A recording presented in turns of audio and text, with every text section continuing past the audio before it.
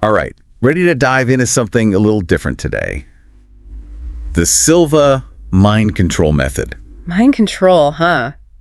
Sounds a little intense. Yeah, I know, right? You But it's not what you might think. We're not talking about like controlling other people's minds or anything like that. Okay, good, because that's definitely not my area of expertise. More like self-mastery, I guess. Self-mastery, that's more like it. So we've got this stack of articles, some research papers, even some personal anecdotes about this method, and it's been around since 1966. Wow, that's a while.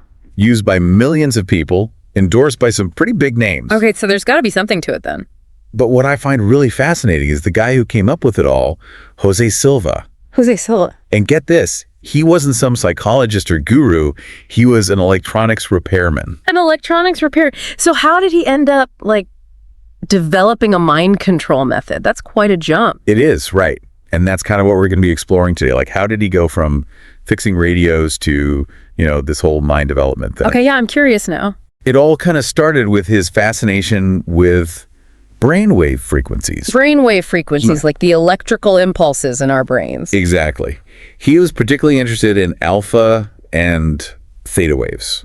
Those are the ones associated with relaxed creative states. Ah, I see where he's going with this. Yeah, he believed that if we could learn to control those brainwaves, we could unlock like all sorts of potential. Okay, so like tuning your brain like a radio to pick up different stations. That's actually a really good analogy. Thanks. Now, some people might be a little skeptical about this whole brainwave thing. Yeah, I can see that. But think about it. We already know that different mental states correspond to different brainwave patterns, right? Yeah, that makes sense. Like when you're stressed, your brainwaves are all over the place. Frantic, right. Yeah, but when you're meditating, daydreaming, they slow down, become more rhythmic. Okay, yeah, I can see the connection. So Silva's idea was, hey, what if we could intentionally shift into these beneficial brainwave states? Interesting. So how did he propose we do that? That's where his method comes in. Techniques like visualization, meditation, positive affirmations. Ah, the classic self-help toolkit. Pretty much. All designed to help you consciously enter those alpha, theta states where your subconscious mind becomes more receptive to change. Okay, I'm starting to see the picture here. There's this one technique, the 3-2-1 relaxation technique. The 3-2-1. Have you heard of that one? I don't think so. Tell me about it. So it's all about focusing on a series of mental and physical cues. You count down from 3 to 1. 3 to 1. Progressively relaxing different parts of your body with each number. Okay, so like a guided relaxation. Yeah, basically. By the time you hit 1, you're supposed to be in a deeply relaxed alpha state. Interesting, like a shortcut to meditation almost. You could say that. And this alpha state, it's kind of a big deal in the Silva method. Why is that? It's thought to be a bridge between the conscious and subconscious mind. The bridge between the conscious and subconscious. That twilight zone where you're relaxed but still alert. And your mind is just more open to suggestion, Ah, I get it. So is that how this method helps people achieve their goals then? By making them more receptive to like positive affirmations and visualizations while they're in that alpha state? That's a big part of it. Yeah. Imagine setting an intention, visualizing a goal while you're in that relaxed, receptive state. Okay, that makes sense. It's like planting a seed in fertile ground, right? That's a great way to put it.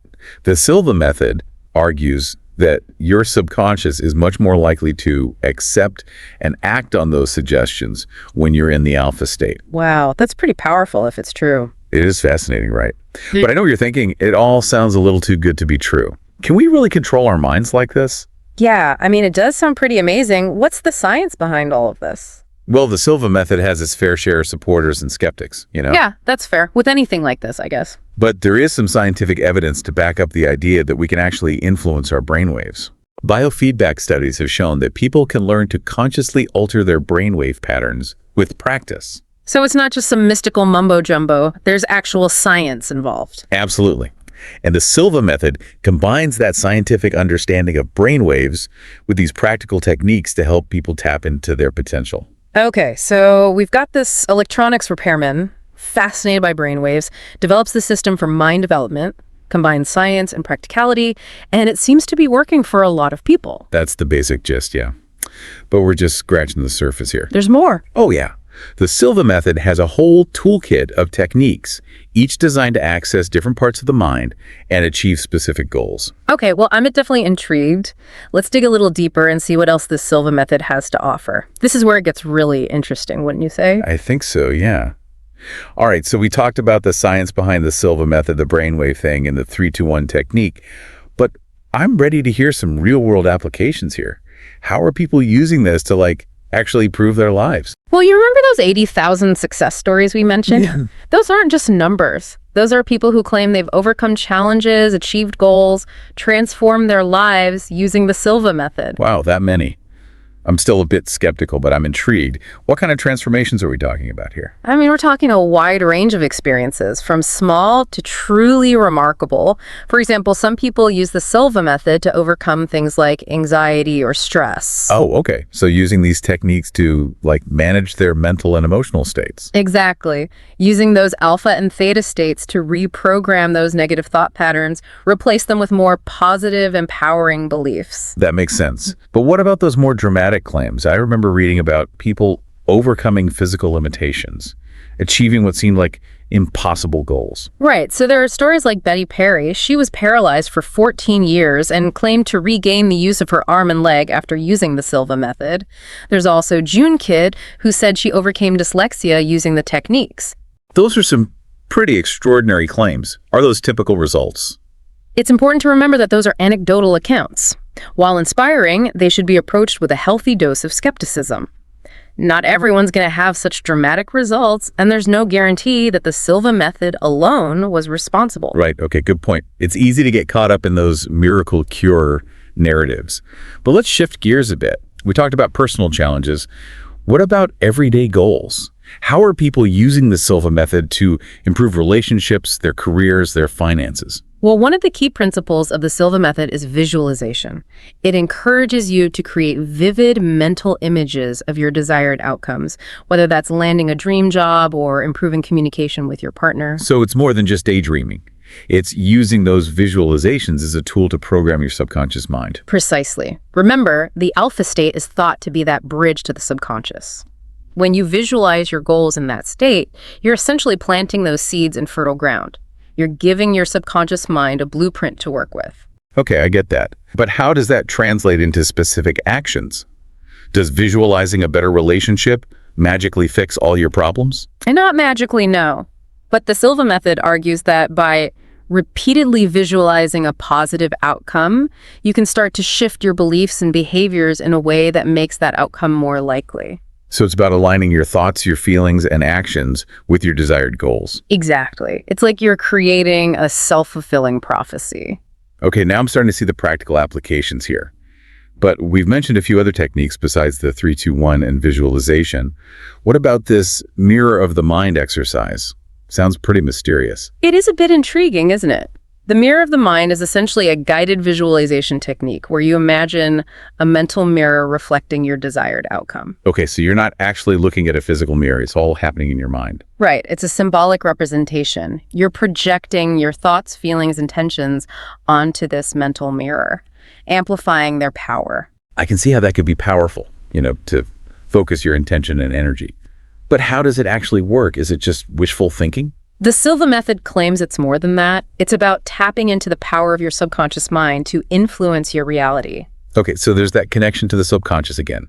Is there any scientific basis for this idea that our subconscious can shape our reality? There's a lot of debate about the extent to which our subconscious can influence external events. But we know that our subconscious plays a huge role in shaping our perceptions, our beliefs, our behaviors. And that can certainly have an impact. So the mirror of the mind could be a way to tap into those subconscious patterns and rewire them in a way that aligns with our goals. That's the idea, using visualization and self-suggestion to influence those deeper levels of the mind. Now, you mentioned earlier entrepreneurs, artists, and athletes using the Silva method. How are they applying these techniques? Well, Entrepreneurs, they often use the method for decision-making and problem-solving. They might visualize successful business deals or use techniques like the mirror of the mind to manifest their goals. So it's like using their mind as a strategic planning tool. Exactly. And then artists, they might use the Silva method to overcome creative blocks, tap into that creative flow. I could see that being helpful for writers, musicians, painters, anyone who needs to get those creative juices flowing. What about athletes? I imagine visualization plays a big role. Absolutely. Athletes often visualize themselves performing at their peak, achieving their goals. They might use the 3-2-1 technique to relax before a competition or imagine themselves winning a race. It's like they're mentally rehearsing for success. Yeah. But is there any evidence that this kind of mental training actually translates to better performance? There's actually quite a bit of research on the power of visualization in sports. Studies have shown that athletes who regularly visualize themselves performing well, they actually tend to perform better in real life. That's amazing. It seems like the Silva method, even if you don't believe all of it, offers some really interesting tools for self-improvement, achieving your goals. But one thing that's been bugging me is this whole mind control thing. It sounds a bit ominous. What does it actually mean in the context of the Silva method? That's a great question, and it's important to clarify, the Silva method is not about controlling other people's minds. It's about taking control of your own thoughts, your emotions, and behaviors. So it's more about self-mastery than mind control in the traditional sense. Exactly. It's about understanding the power of your own mind and learning to use it more effectively to achieve your goals and live a more fulfilling life. Okay, that makes a lot more sense. But are there any potential downsides, any risks associated with the Silva method? That's a valid question, and it's important to approach any self-help method with some caution. While the techniques themselves are generally considered safe, some people might experience unwanted side effects, things like anxiety, headaches, or even dissociation. This is not for everyone. Right. It's important to listen to your body and your mind. If you experience any negative effects, it's best to stop, consult with a healthcare professional. That's good advice. It's always important to be mindful of our well-being when we're experimenting with new techniques, especially when it comes to something as powerful as the mind. So we've covered a lot of ground here, the science, the techniques, the potential benefits and risks. But I'm still curious to hear more about those success stories. What are some specific examples of how people have used the Silva method to achieve remarkable things? Well, let's dive into that next. We'll explore some inspiring stories of people who have used the Silva method to make real and lasting changes. And we'll also talk about some of the criticisms and controversies surrounding the method. Because like any system that claims to unlock human potential, it's not without its skeptics and detractors. Stay tuned, because this is where it gets really interesting. All right, let's hear those inspiring stories. Yeah. You mentioned people using the Silva method to make real changes. Who comes to mind? Well, there's this story about an architect who used the method to overcome a creative block. He was working on this big project, just couldn't come up with a design that the client liked. Oh, I can relate to that. Stressed, frustrated, deadlines looming. Exactly.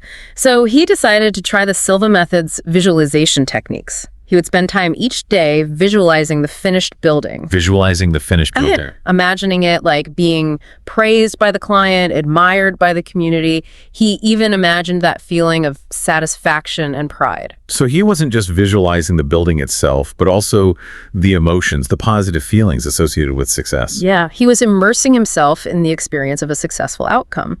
And according to him, this visualization practice helped him break through that creative block. Really? Yeah, he started seeing the project from a new perspective and eventually came up with this design that exceeded everyone's expectations. Wow, that's a great example of how visualization can be used for problem solving.